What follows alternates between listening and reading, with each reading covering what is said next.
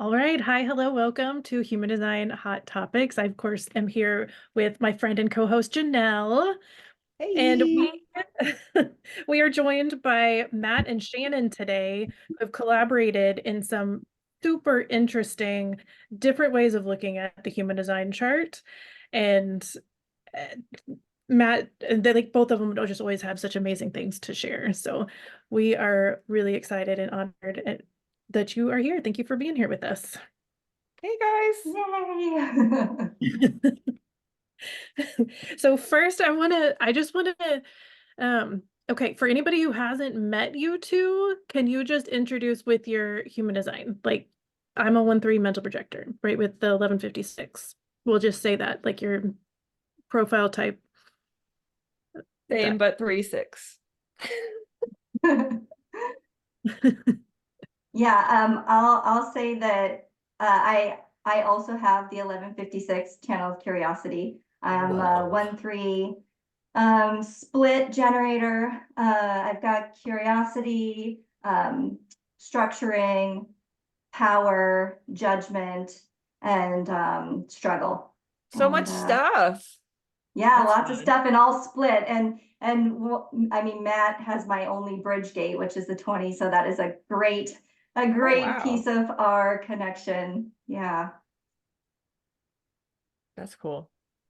I'm Matt. I'm a 2-4 environmental or mental projector, or environmental all caps projector, with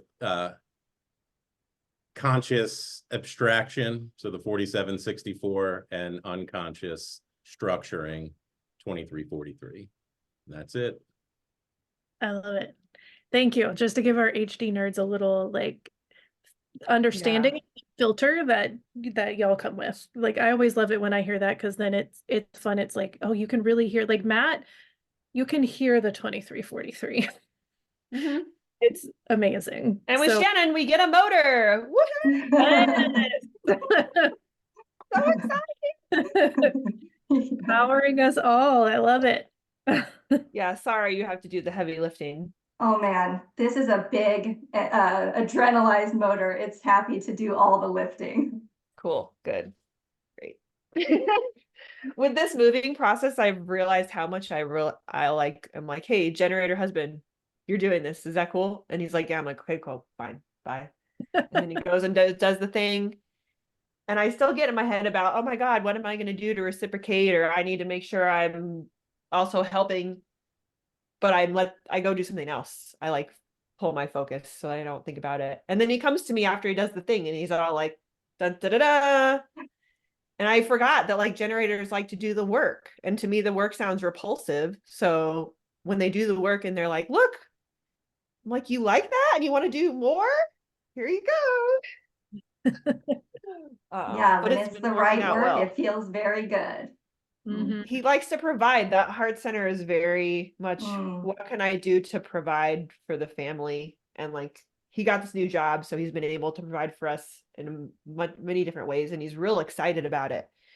And I was like, oh, work, gross. And he is like, yeah, let's do it. And it's been taking me, he's been working like, I think for 6 weeks, but it's taken me that long to realize like he really likes it. He's not like making that up. Like I would have to make it up that I liked my job. So, because I was feeling guilty. I'm like, you're working so much more. Oh my God, you need to rest. Well, so I'm excited that we get to have some sacral energy in this today. Thank you. Yeah, it helps a lot. Thanks. So I know y'all have been collaborating for quite a while on this new project called HD in Motion. Can you shed some light on this super fun project? Yeah, go for it, Matt. Okay. Yeah, I guess maybe we'll give a little bit of backstory. I think both Shannon and I are right now really focused on relational dynamics, and coming into focus on, like how like correct relationships form and mature and develop. And I separated from, my executive corporate career a couple of years ago and just spun up right before that came into awareness of human design and started to like actually finally make sense to myself. I'm sure Janelle and Rebecca, that makes a lot of sense to you. About like why I always felt so weird in this in this world. And it was a lot of great tools. So I was really enthusiastic about it. So spun up a second Instagram account and with no idea of what it was going to, like turn into, if it was going to be one post or if it was going to be 1,000, just started putting out, like what was going on in the early stages of my experiment. And probably about 10, 15 posts later, Shannon shows up in my inbox, and I don't remember exactly what happened, but it just felt right to. I don't really engage a lot in the DMs. I don't have a lot of energy for it. But something felt right about that. So we hopped on a call and had our first sort of discussion. And one thing, one thing led to another. And she formally invited me to guide her through like a specific retreat for a while, and so the relationship got stronger through that. I got to like really kind of understand her a little bit, and she's also been watching me like develop and sort of surrender into operating correctly as myself. And so it's mutual guidance that's happened regardless of if it's been formal or not.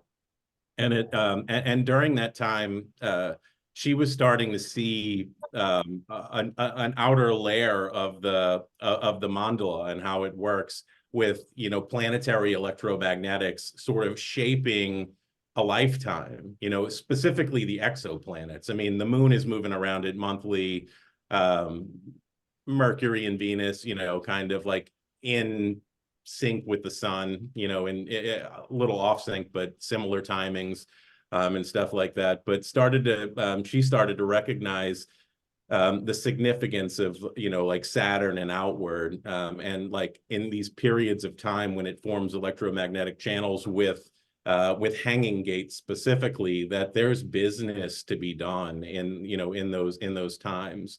And so we began discussing it, and it started off real clumsy. I didn't understand it at all, and whatnot. But through some persistence and like kind of like sharing back and forth, and kind of honing in on what it was, it took shape.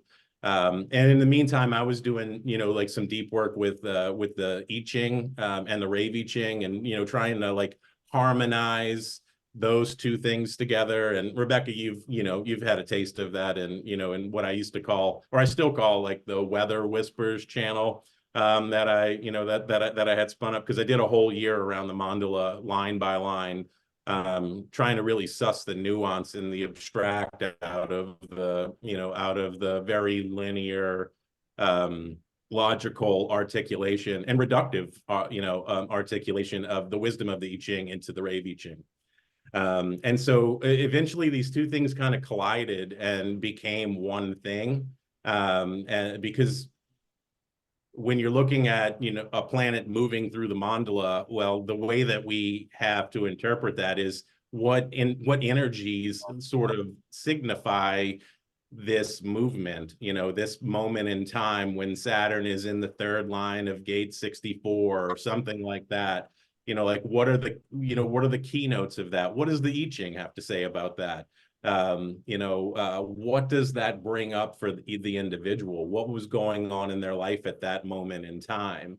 And my goodness, it is like literally like reverse, I don't know, like reverse clairvoyance or reverse psychic work, to where, I mean, you can like just it's like bullseye after bullseye after bullseye of what was happening. Of course, you can look prospectively with it as well to kind of prepare, but I don't get into prophecy. I like prophecy. You're predicting the past. Yeah.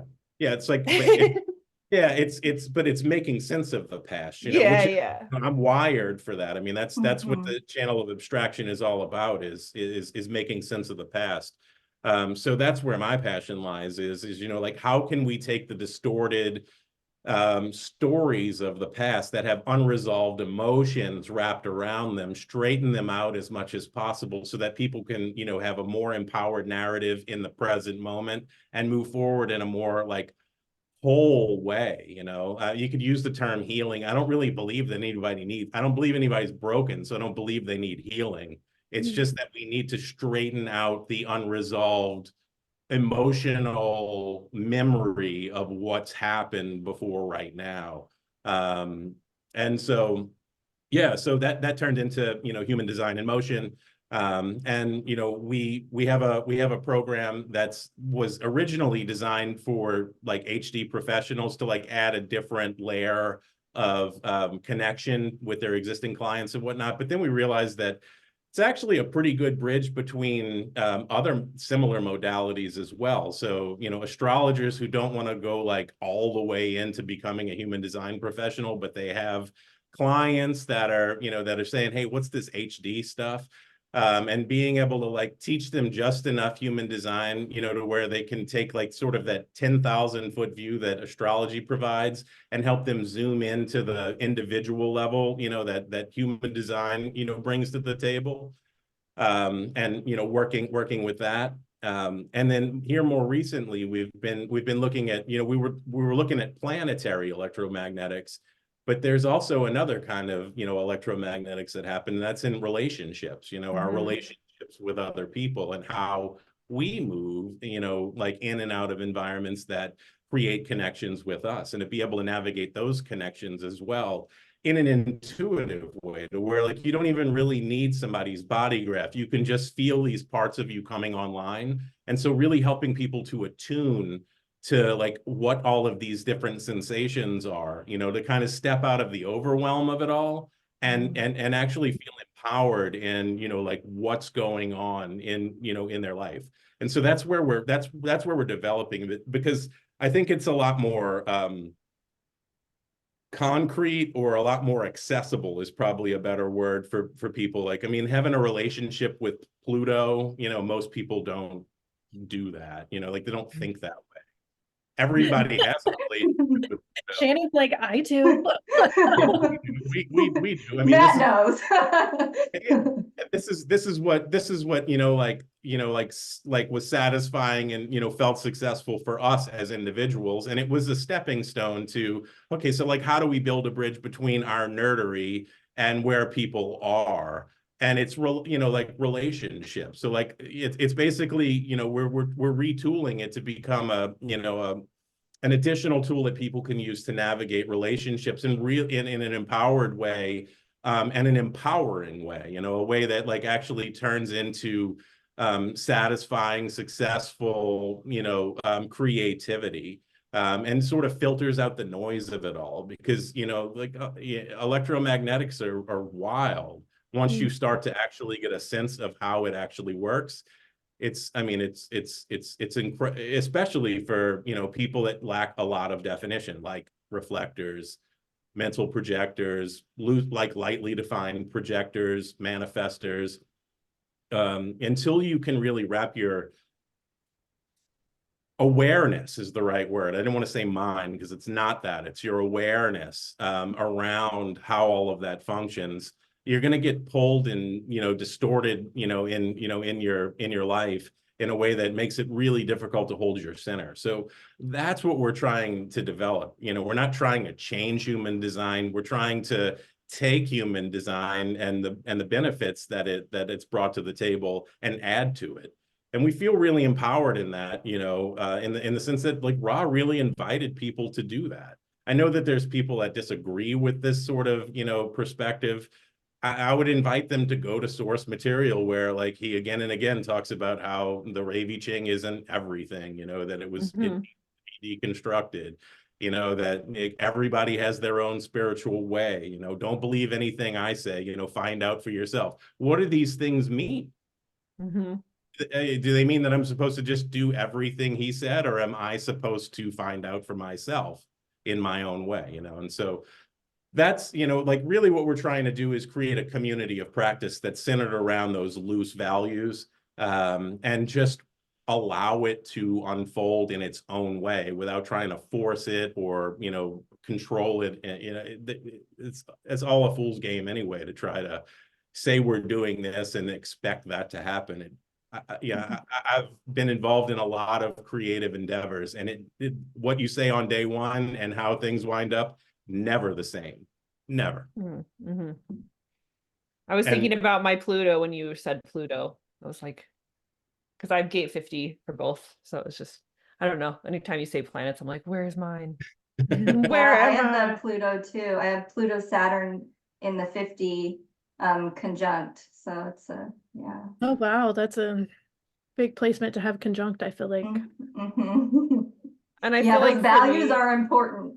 Definitely feel the pain of not following my values for sure. and it's responsibility too, right? Like Mm-hmm. the expectation of other people to take personal responsibility while also really questioning how much responsibility you're willing to take on as an individual. Which I'm big on, like, how little responsibility can I have? So I don't really know what Pluto means at all, but I do know whenever I think of 50, I'm like, oh, that's where I don't want any responsibility, and I want everybody else to have their own responsibility levels that they would like, as long as personal responsibility is a part of it. Well, the human design keynote is truth for Pluto. Truth and astrology would add to that, transformation and well, Death, rebirth. yeah. Oh. Yeah. And not just like the big deaths, but even the small deaths, which are way more frightening than the big goodbye. Because you're still here after the little ones. Yeah, you gotta live through putting all the pieces back together. Oh gosh, that's so funny. Okay, so Rebecca and I were talking about this before you came on, because I didn't know, Rebecca told me, but there's like a motion chart or a motion. Okay, cool. I didn't know that there was like a chart thing, so I'm excited to know, what is a motion chart? Yeah. A motion chart is something that kind of started to form in me through my work with a reflector client. So who is actually a really awesome friend at this point. We worked together for many sessions when I was early on in doing client readings. And yeah, and I played with a lot of different tools, creating tools for her to try to figure out like how to understand what is consistent in her design, even though she didn't have any channels defined. And so yeah, that I when our work had kind of completed, I hadn't had it fully formed yet, but I have the channel of judgment. So yeah, so like I had a problem of like, how do we help reflectors understand that there is some consistent part of themselves? And so I think I just continued to kind of work on that, even though we weren't doing sessions together anymore. And eventually, when I started working with Matt, I mean, to speak relationally, Matt and I in our connection chart, one of our electromagnetics is the channel of inspiration. And I have my conscious Mercury in an undefined G center in gate 1, line 2. And it's just about my favorite piece of myself. And it's only online, you know, when I connect to that 8 on the other side. And so when Matt and I started to work together, this big inspiration, like all of this stuff that was kind of dormant that I had been, all of these kind of problems that I had encountered in my work doing readings, solutions started to arise, and like this desire to create things all of a sudden came to life. And after a few months of us working together, I was like, this is the thing. This is a motion chart. This is what it is. Okay, so what it is, it's the mandala. It's the rave mandala, and it's a mapping of a person's hanging gates onto the not, sorry. It's a mapping of the harmonic gates to a person's hanging gates. So if a person has a hanging 18, then the ray, so like the segment of the mandala corresponding to the 58, which is the harmonic gate of the 18, will be highlighted or defined in the motion chart. So wherever you've got a hanging gate, the motion chart maps the harmonic gate to that. So what it shows you is it creates a symbol. It shows you when planets move in to those highlighted rays, that's when you're going to have an electromagnetic transit with that planet. So you can kind of see this symbol that shows you the pattern of like, well, the moon moves through the wheel every month. So like, this is the pattern that the moon is going to connect electromagnetically with you every month. And so it just kind of shows you this underlying pattern of electromagnetic connection you have with every planet, because the planets move around the wheel in the same sequence all of the time. So if you have a ray, like Matt has a cluster of 5 defined rays at the top of his motion chart, where like that time of year when the sun is moving through those 5 segments is like everything is in motion. Action. Yeah. And because like Mercury and the sun and Venus are never very far apart from each other, it's like boom, boom, boom, boom, boom. You know, and the order can be different. And it's like, wow, for this whole like 2 months, he's a different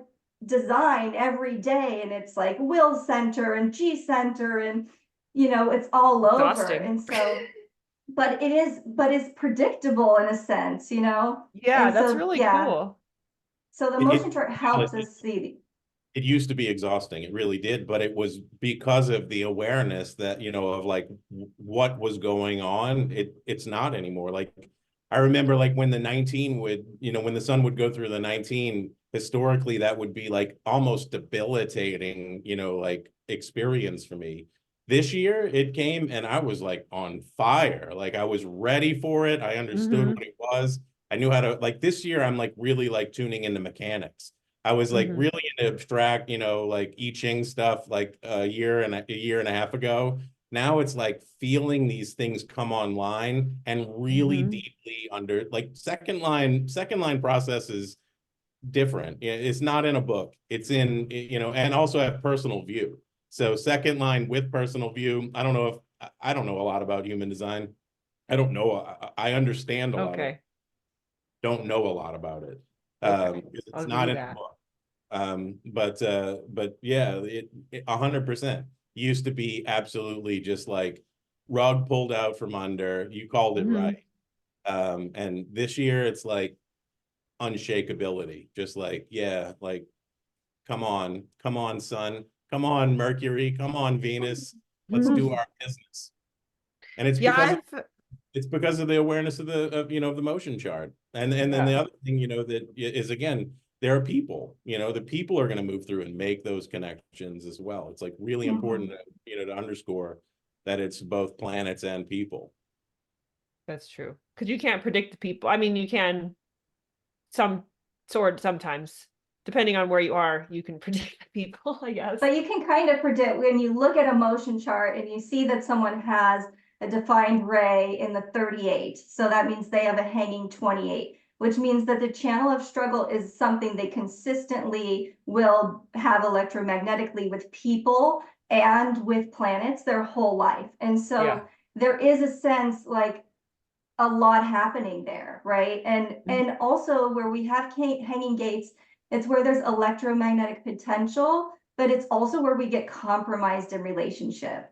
And so those gates carry a lot of stuff with them too. All of the relationships in which we've compromised that piece of ourselves, or maybe we've been gone against our authority under a compromise with somebody with that channel, like then the planet like Pluto moves into there, and what happens? You know, Pluto demands that we look at this. Like Pluto sits there for 3-4 years and says, no, take care of this stuff. Like I'm going to blow stuff up until you recognize the truth that's here and you transform. And so, yeah,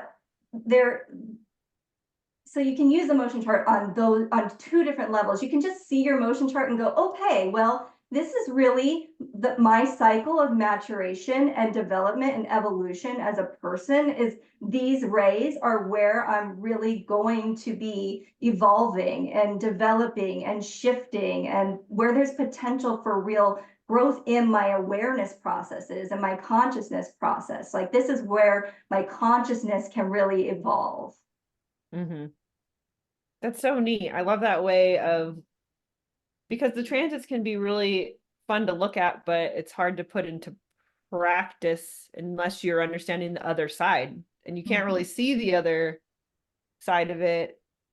It's very, I don't know. I like the transits, but my relationship with them is very surface because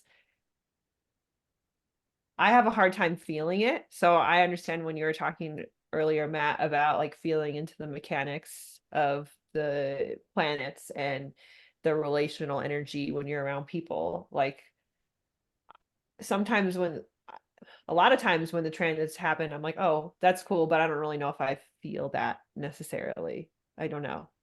Yeah, can I say add to that? Yes, please. I think you feel it, Janelle. I think Oh, you feel thanks. it. I think you feel it. I think you're so sensitive that like you feel it. It's overwhelming, you know, like you feel it so much that like you can't actually differentiate between what it is and what you are. And it's happening so frequently. It's extremely disorienting.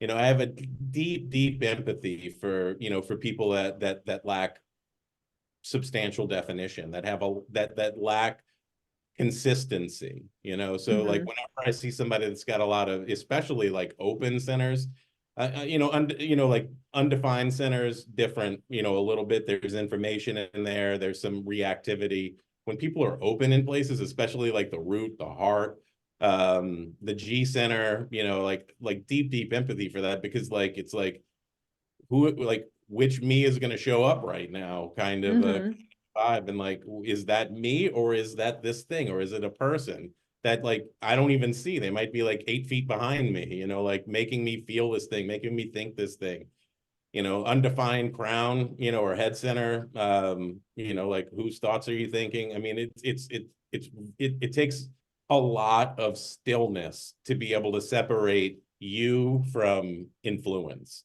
you know. And it was only, I mean, I paid myself for a year and a half to do nothing but tune into them. That's what I've been doing. So you know, like there's a lot of privilege in that, right? Like, I mean, I own the fact that I had enough resources to be able to say, I'm going to leave this career. I'm going to like hide out in the woods and just do nothing but feel this stuff and make sense of it. Cool. So I can stop being overwhelmed from being so sensitive. That's awesome. Yeah, I see what you mean, that you're like you're in it, so you can't really tell the difference. Oh, I see you feeling it. I see you feel like, I remember last time, like you just started crying and stuff like that, you know, like it just like randomly, you know, that you are feeling a lot of stuff. It's just, what is it? Yeah, that's true.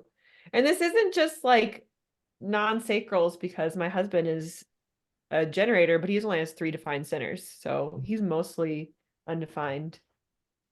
And that makes a lot of sense. Yeah, but he's got that constant compass, you know, to like kind of recenter him, that he can Yeah. go back to, you know, like, and get back into response in a way that like we just Yeah. don't have that. We love her spun off course, and it can take a lifetime, or if you believe in it, lifetimes maybe, to regain it. Yeah, totally. Well, that's so neat. I'm glad that you described the motion chart, because when Rebecca said it, I was like, what does that mean? What is this thing? But I love, like, it's such a 1-3 first line thing. First of all, that I think that you did when you're like, here we go. We're going to make this make sense.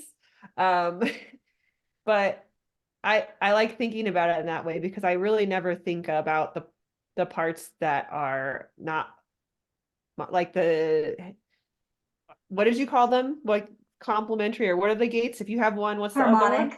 Harmonic. Yeah, harmonic gate. I never really thought about that. It's so neat that you did that with a reflector, because whenever I meet a reflector, it's like I don't know what to tell them beyond like, oh, you're a reflector and maybe some profile stuff. But because like you said, when you look at the chart, it's like, what? Like, what do I do with this? And to really look and go, well, actually, you are consistent in these places. See these are the places and these are the harmonics. And oh, look, now you have centers defined. Isn't that neat? And like, oh, so I don't know. I just thought that was cool because yeah, reflectors are, I don't know, it's hard. I can't even, I feel like I have no words to talk about this. Oh, Well, it's so I funny. have a question too, because this really does fascinate me looking at the pattern of all of this with the planets. And so, how does this play into the no choice conversation that happens in human design? Do you want to say? You want me to feel that, Shannon? I can like feel. Well, I mean, I think it's an incredible expression of no choice, right? Like in that instance, like can you stop Saturn? Can you stop Neptune? You know, can you stop Pluto from moving? Do you have a choice in that? No. Okay. Do you have a choice in the way you react or respond to that happening? Yes, absolutely. Yes. Yeah, so I think it's a little bit of a more nuanced discussion than like no choice, and then just like, you know, like thumping the Jovian Bible about, like there's no choice, wearing a hat that says no choice, stuff like that. You know, that kind of stuff can get religious real quick. Like we do, like, you tell me I have no choice and you tell me I have authority. Yeah, what's the point? If So, I have no choice, what's the point of all of it? There's no point to it then, if I have no right, choice in right. anything. I So, totally agree. The reactionary part is you. That comes from you. That's yeah. your So, choice. like life is gonna happen the way it's gonna happen. And, we have the ability. And I mean, like the nodes are in the 51-57 right now. And the 51-57 talks, extensively about, like like recognizing and like maturing in our ability to recognize and respond. Like that is the 51. Like the whole world right now is getting a master class in like meeting shock, like and recognizing shock and responding to shocking things happening in the world and in their lives, internally and externally, in a profound way. And there's a lot of choice in that. Like you can either cower in the corner or you can like face it, meet it, and adapt. It's as simple as that. So there's choice within no choice is probably the best way to put it. How You long can has the get 51 by been the in world, or that you, node? A while. A while? Okay. Yeah. yeah, Jen, it's in the first. They're in the first line now, so they're on the way out. All right. Well, then I'll have to tell my best friend just had her baby yesterday. So I was telling her some stuff about her kid, and now I have some shock to add to it, and I'm excited about that. yeah, actually, it's really, we will collectively have the educational channel of initiation between Neptune and the North Node. So Neptune will move into the 25 right after this complete total solar eclipse in April. So I think the eclipse is April 8th. And then maybe a couple of days later, Neptune moves into the 25 and we'll have the channel of shock between Neptune and the 25 and the North Node in the 51 for a whole month. And so like, that's no choice, right? Like to me, it's like, well, everybody is about to like experience initiation on some level, inescapable, like it's happening. But Yeah, what's your experience going to be like? yeah, We'll see. we'll see.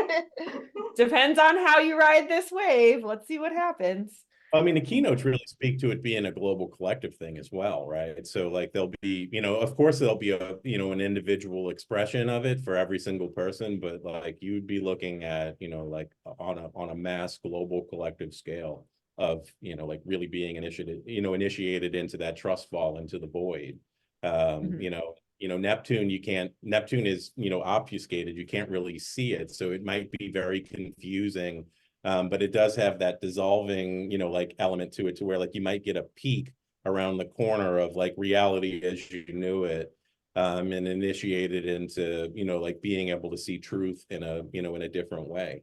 So I would expect there to be some sort of like big time. And I mean, you know, like it doesn't take a tremendous amount of, you know, awareness and sight to be able to sort of see like, you know, like central institutions, you know, kind of yeah, I'm going to try and be real conservative in my language, but, you know, like trust is at an all-time low in centralized institutions.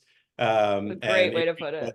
I think it's May 12th when Neptune moves in there, and it might like dissolve the veil a little bit more and allow people, so more crumbling in centralized institutions, more, you know, like, and, you know, like that signals, you know, like the stuff that people say about, you know, about 2027, and, you know, the fact that, you know, it's not just human design, you know, that talks about like that we're end of an, you know, like concluding an era and entering into a new one. There's many, you know, like mystery traditions and, you know, esoteric systems that talk about this being it may not agree on the like exact timing of it, but like they do agree that like we're wrapping this and moving on. So, you know, like what would it take for people to move into, you know, becoming more and more self-resourced, self-validated, you know, trust of the self, than to like have the things that, you know, our entire lifetime that we've sort of like handed our power to, given our, you know, like given our trust to,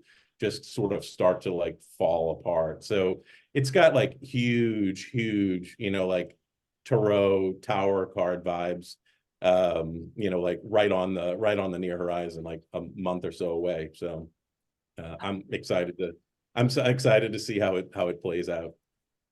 That'll be I'm fun. so curious about these transits and this year and Pluto moving into Aquarius. Like there's all kinds of stuff happening. But thank you for answering that. I just wanted to kind of call that out for anybody listening, thinking about the no choice, because there has been so much conversation about the no choice and the but Ross said this kind of thing. And so to give people the agency, to remind them, like, yes, you're like Janelle has gate 35 and Neptune has been in gate 36 for flipping ever. So she's When does it leave? Oh, still a while. yeah, it well, so when Neptune moves into the 25 on April 10th, Oh, it's moving, but then it goes back one more time. So so What? it'll go back to the 36 one more time in 2025 and then back to the 25. and that'll be then. Yeah. So wait, it doesn't go away in April, or it does? Just temporarily. It goes into the How long is temporarily? Hold on, let me pull it up. Well, is it more than like, it's more than like a day or two, right? Oh yeah. Well, that's great. I'll take that. It's like Rebecca said, it's been there for I don't even know how long. I know exactly how long. It sounds like you're missing out emotional life. Well, I don't even remember. This is when you said that you don't even recognize it. I don't know, like I don't know a time without defined emotional energy. I don't really remember it. Yeah, Shannon's working on a really cool thing just about that specific thing, about like she's non-emotional, you know, like if she were to get a foundational reading, I'm a non-emotional. Me And too. that really isn't true. Yeah, it's true for all four of us. But you know, Yeah. but because of this slow-moving planet, like, you know, the majority of your life has been underscored as, you know, like really the mechanics of, you know, of emotional projector. That's cool. Yeah, It annoys me because I don't want to have emotional authority, but I don't really. So it's like it's not in my authority, it's just huh. It's just it's like think of it as like a top spin on, you know, like, you know, like it doesn't I mean, first of all, you don't really have any authority, you know, any personal authority, but then there's I that don't want emotion. this one though.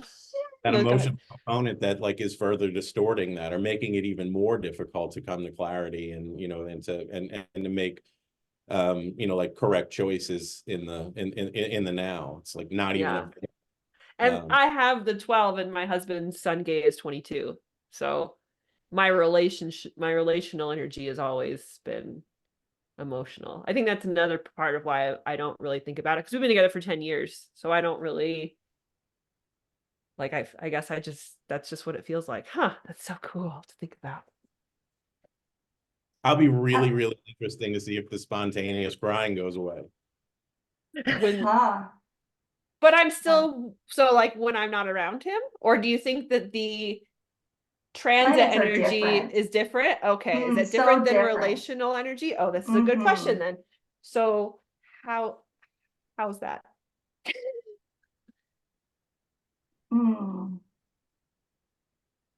Do you want to take a stab at it or should I? Well, I know the planets come with flavors, like they all mean Yeah. something different, but Yeah, but relational energy. pure. I mean, it's pure, right? Like, I mean, the Yeah. planetary and field influence is big and it's pure. It's not distorted. And it also doesn't care about you.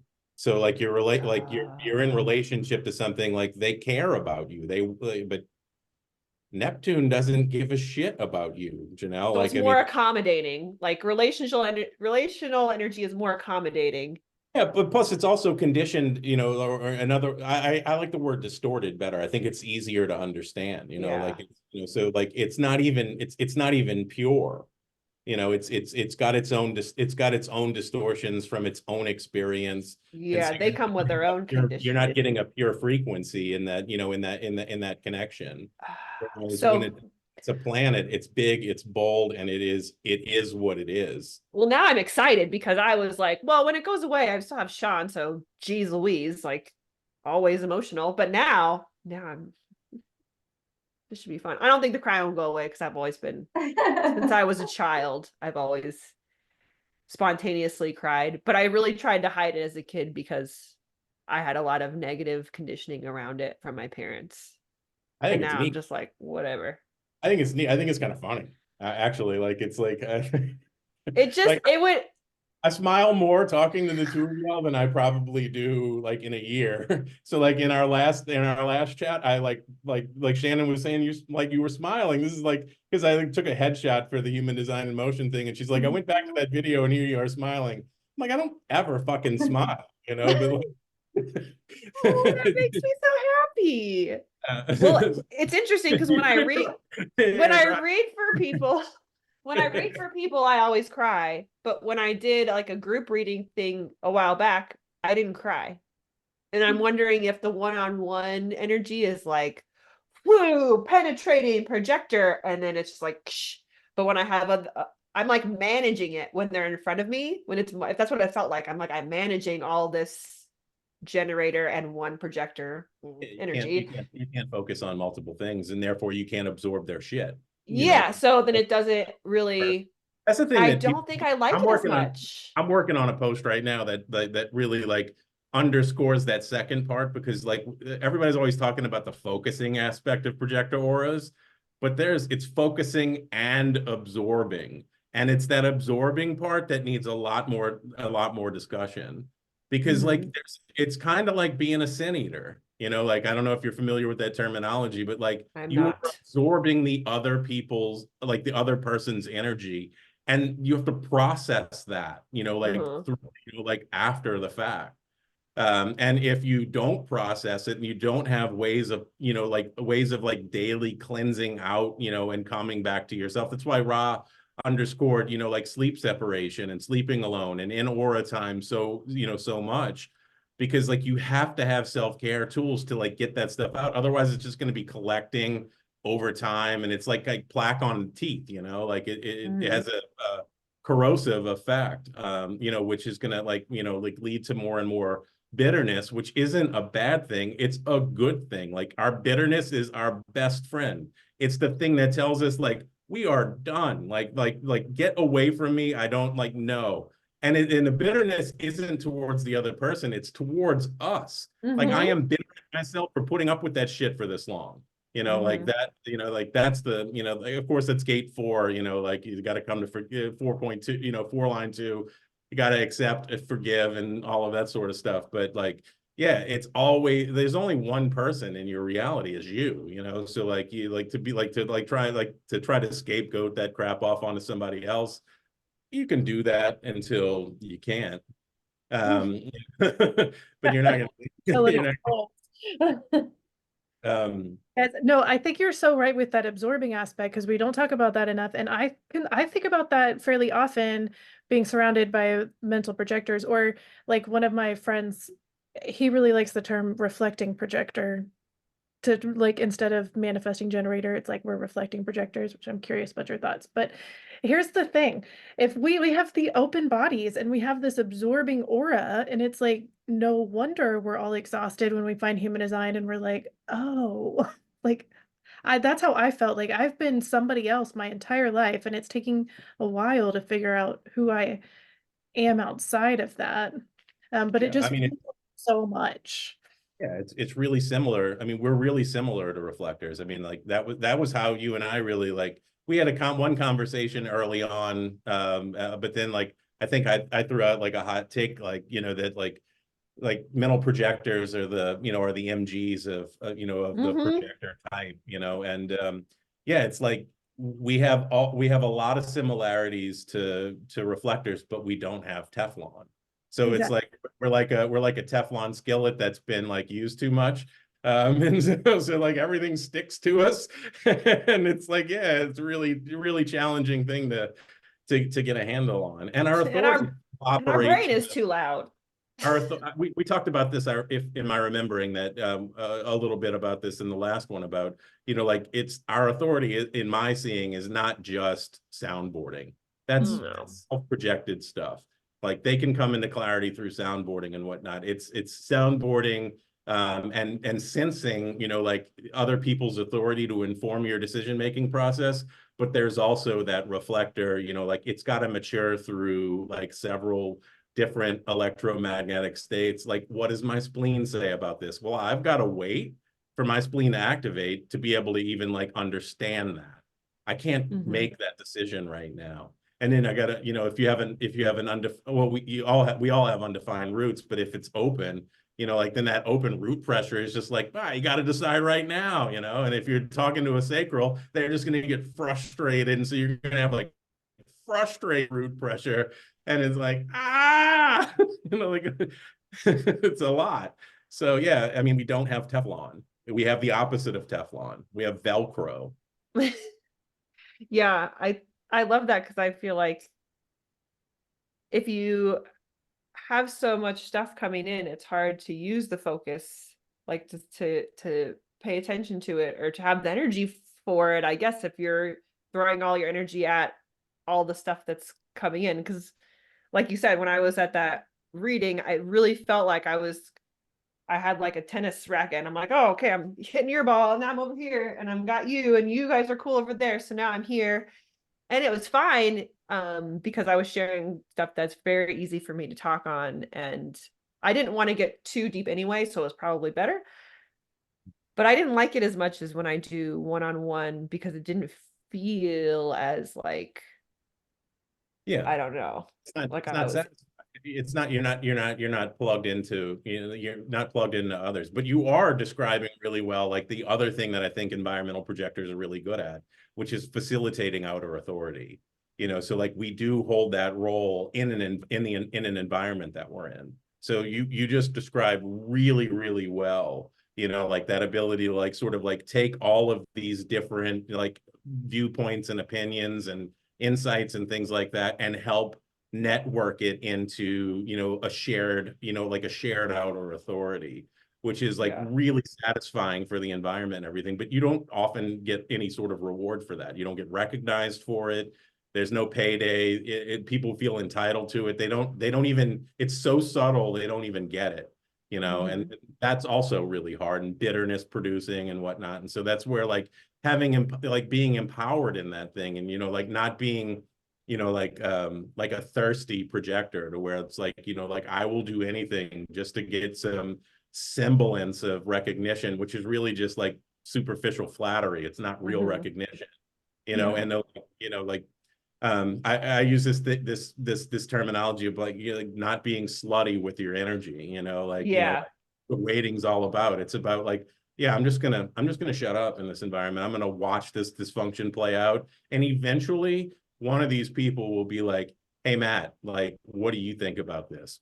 Go time. You know, like that's, you know, like that's how you do it. And it's like not eating food. Like, how long can you go without eating food? You know, kind of a thing.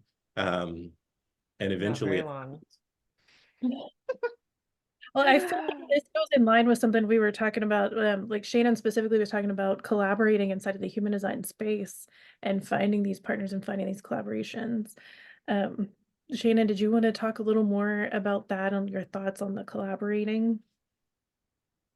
Yeah, well, I mean, I think this has recently been something that Matt and I have been talking about as, you know, the program that we were creating was really focused on the transits, right? And looking at our motion chart and seeing where the transits are moving. But we've also, we're just coming up at almost a year that we've been working together and collaborating. And I think it'll be towards the end of March will be a year that we've been collaborating. And so we've just been reflecting on, well, as Matt was working on that post about the absorbing aura, we've been reflecting on this process of what it's been like navigating, collaborating as two different types, right? Like, what is this generator projector dance? What does it look like? What are the obstacles and challenges? What are the rewards? Like, we really can't do it alone, right? Either one of us.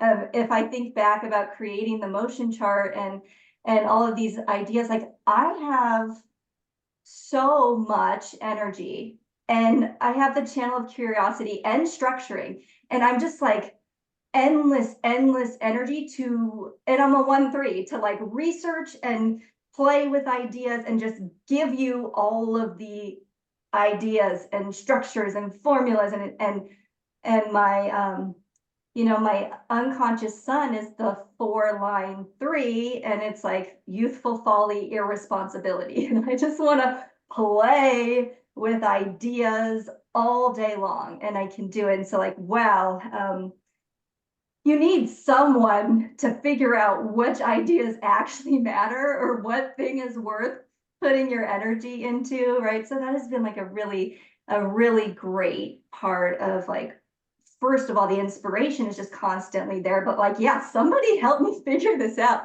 because I will use my energy to like throw and I have a completely open head too. So yeah, like that has been a really big part of this work, is like, oh wait, I do need somebody to help me to guide all of this energy, because I'm just throwing it around and burning it.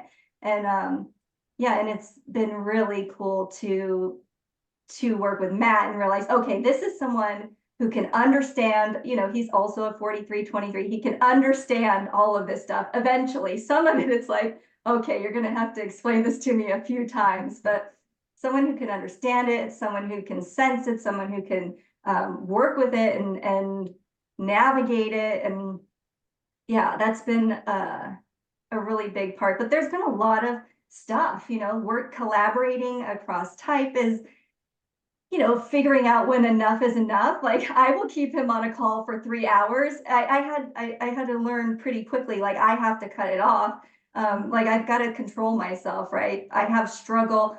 I will go. And so, like, learning to navigate, figuring out when is enough, learning to like know when my struggles are my personal struggles, and I'm asking him to like deal with my personal struggles when we're trying to like do work. Learning how to invite him into things when my energy is just everywhere and everything is exciting, and like, how do I invite him correctly into like all of this stuff. So there's been a lot of we've really gotten good at this. I think we've gotten really good at this. So introducing this relational aspect to our work lately has been really exciting, because like we have stop to share about how to do this. Mm-hmm. Yeah, And I love, it's a two-way street. And the one thing that you left out there, Shannon, that's important is the hierarchy stuff. Hmm. Do you want to talk about that? Like, because I think it's very related. If not, I can You field talk it. about it.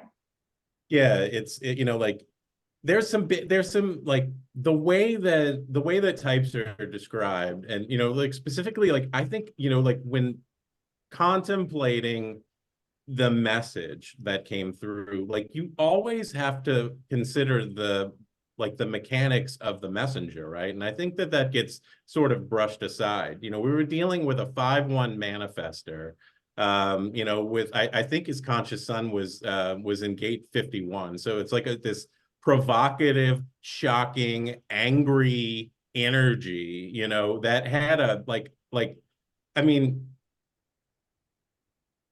what's like the most like decrepit, like veiled, like disdain for sacrals. Yeah, like I mean, I want to give him a little bit of credit for like hiding it some, but like he like literally said that like he wants to hit generators. Like, I mean, that's source material. I want to hit them. That's a quote. I want to hit them. Okay, wow. so, ugh, you know, and then like so like if you're and then talks about projectors, about like, you know, like so loving, like, you know, like they're amazing, they're incredible, and blah blah blah. You get a really big head, you know, like you know, like if you just allow all of that shocking information to like kind of like come in. So part of this has been like Shannon's, you know, like 6 years into her experience, she has a very empowered authority, right? So I can't make her do anything. Like I can't boss her around. None, like no, like I mean, so like I've met my match in the sense that like I've got this big mental apparatus that I can bring to the table. But if her sacral isn't feeling it, it's a no. Like we have a YouTube channel that's got one video in it, and then right at the beginning of the video, I wanted to go one place, and she's like, I don't want to do that. And it's like the perfect expression of like how this dance works. It's, you know, it's you know, you need an empowered sacral and an empowered projector, you know, to kind of like figure it out, because she also can't boss me around. Like she'll be like, I want to talk about XYZ, or like about like this like thing, like hermetic principles and stuff like that. I'm like, how in the hell does that relate to anything that we're doing?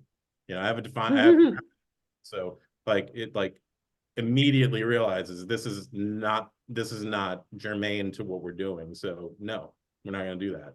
And allowing one another to like, it's like passing the baton. It's like I guide, you guide, I guide, you guide, I guide, you guide, you know, because mental projectors specifically, you know, like there's a video on my Instagram feed, you know, it's raw source material talking about how we need to be guided. And I totally agree with that.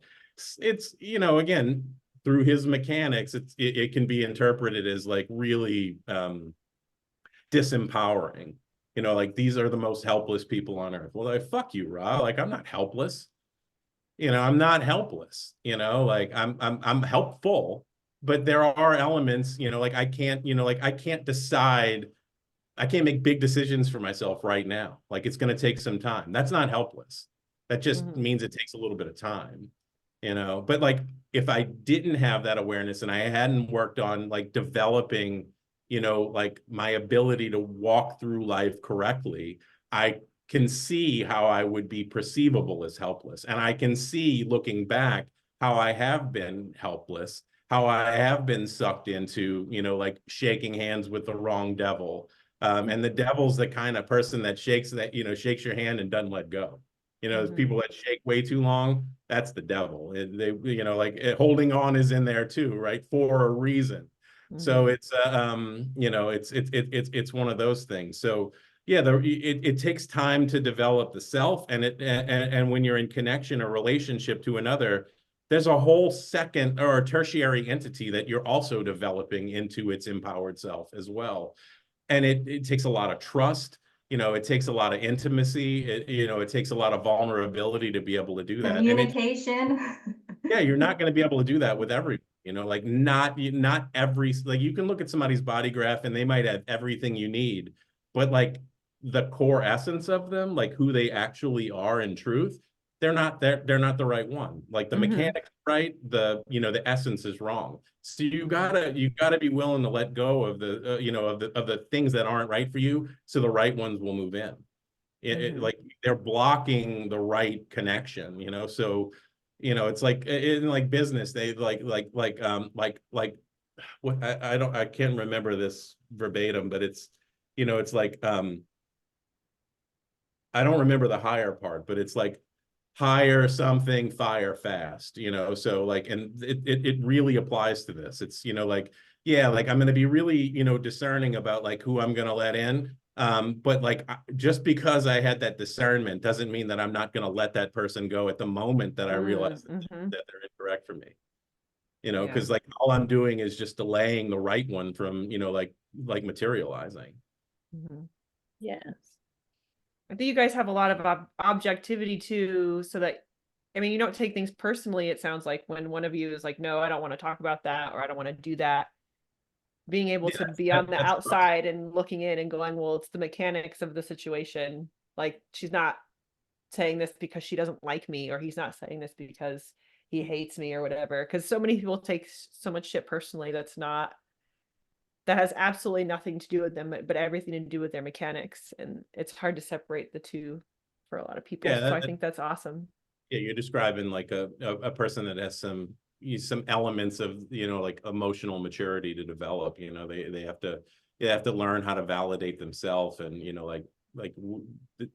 we've developed enough trust, and in one another to know that it's not personal. It just is what it is, and it's another subtle expression of no choice. It's like this. It might be the right thing, wrong time.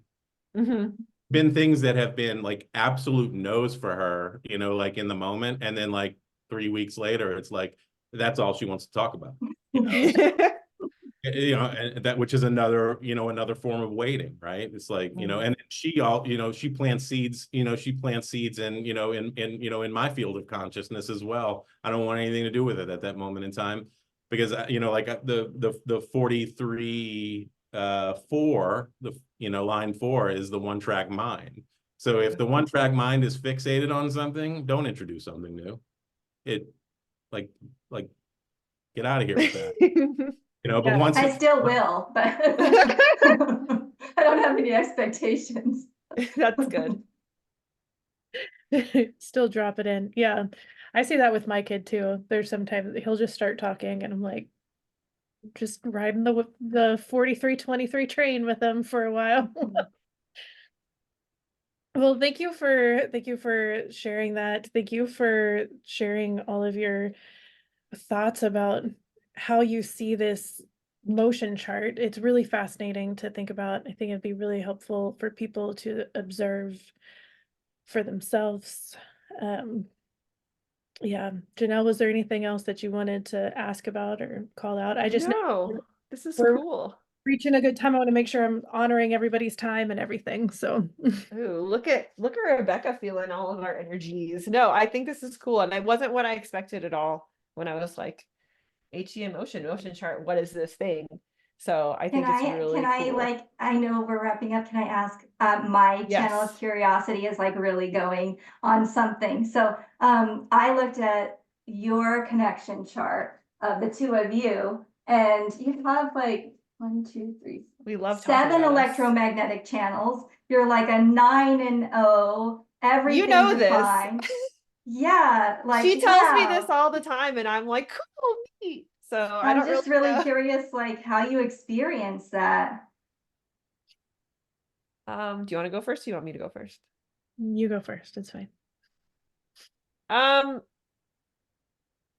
don't know. I think that ever since we met, we felt, or I will talk for myself, I felt like it was really easy to talk to Rebecca. And a lot of times when I meet somebody who has a lot of knowledge, a lot of thirst for learning, the 1-3, my 6 line is not I don't have a thirst for knowledge. I don't really care. It's whatever comes into my field of vision at the time, or what I don't really get into things like that. And so I always feel like I'm less than, like I'm not as smart, or I don't know as much. And I never ever felt that with Rebecca, even though she would tell me stuff all the time. I would be like, oh my God, thank you. This is so awesome. This is so neat. And I never felt like I had to know more about it for the next time we talked, or what, like I didn't have to be prepared. I could just show up as myself. And I knew she would show up as herself, and herself is quite knowledgeable and like wants to learn the thing. So if we ever had something that we needed to research, she would want to do it. And I wouldn't feel like I wasn't holding up my end of the bargain because I didn't want to do that part. I knew she wanted to do that part and would like that part and would come back with the stuff. And I was like, oh, see? And I don't know. The best way I can explain it is like, I don't feel like I need, it has to be 50-50. I don't feel like I have to do something to make up for what she brings to the table. I don't know really what I bring to the table, but it feels like it's good enough for her. And what she brings to the table has always been more than enough for me. So I don't know. It just feels like it works out. And when we fall off, like when we both fall off because we have stuff going on in our lives, or we just like when we took a break from this podcast, it didn't feel like we weren't friends anymore. It just felt like we needed a break and we had other things going on. And if we wanted to come back, and this is how we always said to each other, if we want to come back, we'll come back. And I was like, do you want to do this? And she said, yes. And then we did it. And it's really fun, but it's also cool to know that there's like no pressure. She feels very no pressure to me. So, and I don't really think that she knows how good of a friend that she is to me, and how often I think, like, what would you do in this situation? Or what would you think about? So That's some delicious recognition. you just wanted to see me cry, Matt. So whatever. Ooh, I felt that for you. I felt that for you. Wow. Now it's your turn. Beat that.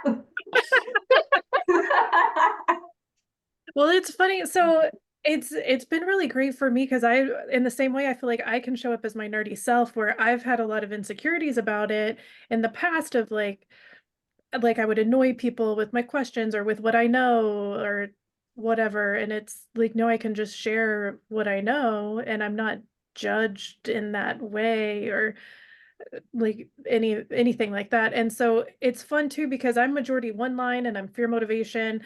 And then of course channel curiosity. So I'm similar to you, Shannon, where it's like I could just learn a bunch of stuff and I'd be so happy. Like put me in the woods with some books and we're good. And so, so with Janelle, she's got more three lines and she has the innocence motivation. So it helps me to like get out of my head for a minute and kind of laugh and play a little more. And I just really appreciate that energy to just be able to laugh with somebody and to like she'll ask questions or think about things that I wouldn't have. And so it gets me out of my head. It helps me to understand just a different aspect. And so I think it's really nice to have the energy where we get to play a little bit and have some fun. So I'm great. That's the 9-0, right? That's the 9-0 theme is have some fun. Perfect. No, it's nowhere to go, but I have a 9-0 with my sister and it's like it's so reliable, you know, like once you get into your groove, it's just kind of like, oh yeah, you have your sweet spot. It for me, like my sister is just like my person, and it's like, oh, we just come together the same way every time. And there's just like, you know, it's not that with every 9-0 relationship you're going to accept each other, but once you do, like once acceptance has been, you know, like you've come to acceptance, it's just like such a sweet space to be in. Like it's such a sweet relationship where it's just can feel really safe and reliable and predictable and warm and like, okay, you know what your role is in it. And there's just yeah, like a place for deep acceptance in my experience of a 9-0. And it seems like you have that. Like I'm over here like getting all emotional too. It seems like you really have that.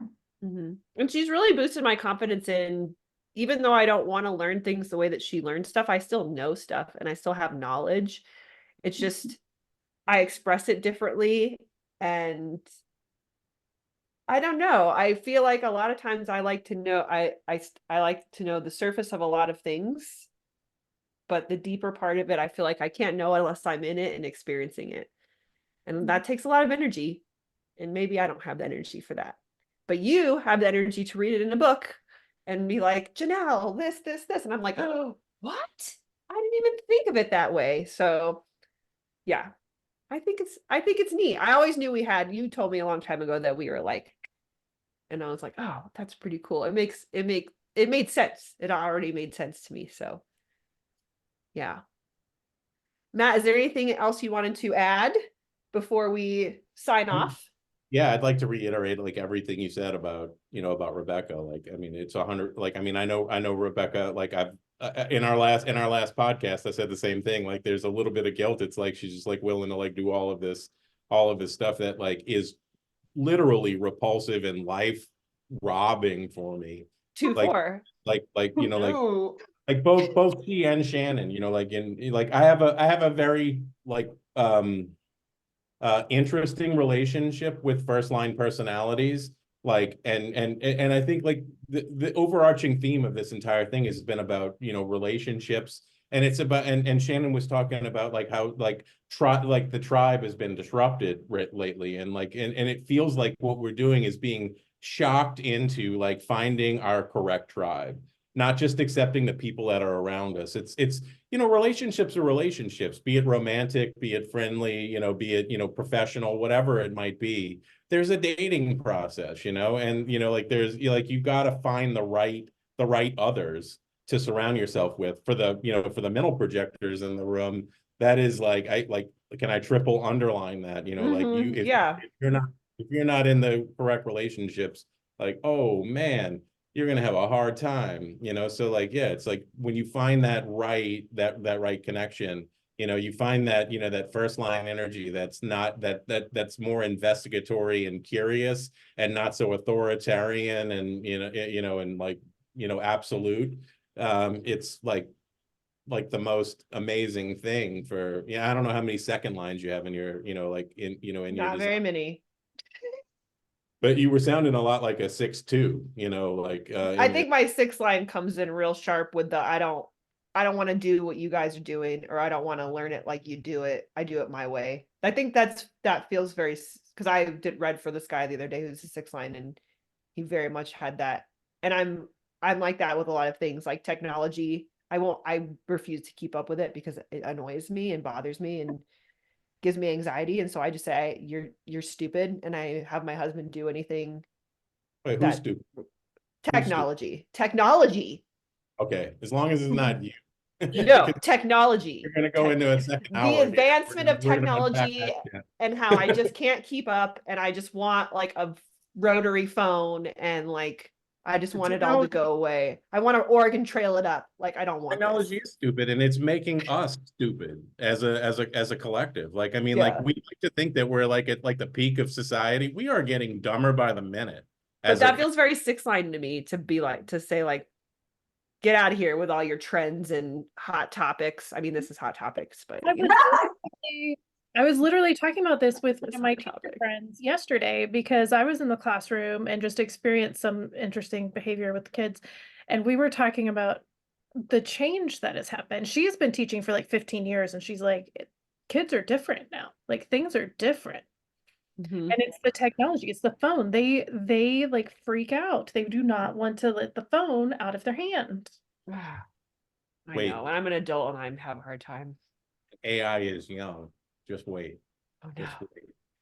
I love how you just like to talk about all the scariest shit, Matt. And I'm like, no, I don't want it. My innocent motivation is like, no.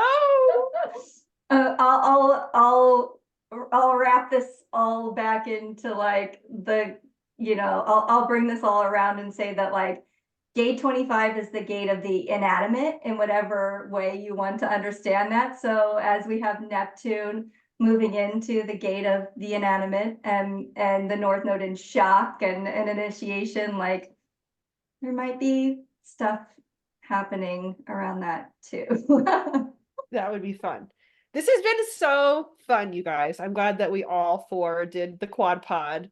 Yes, quad pod. I love it. We did a good job. I want to say, like, I could easily talk to y'all for another couple hours. Yeah. We'll do it again. Quad pod part 2.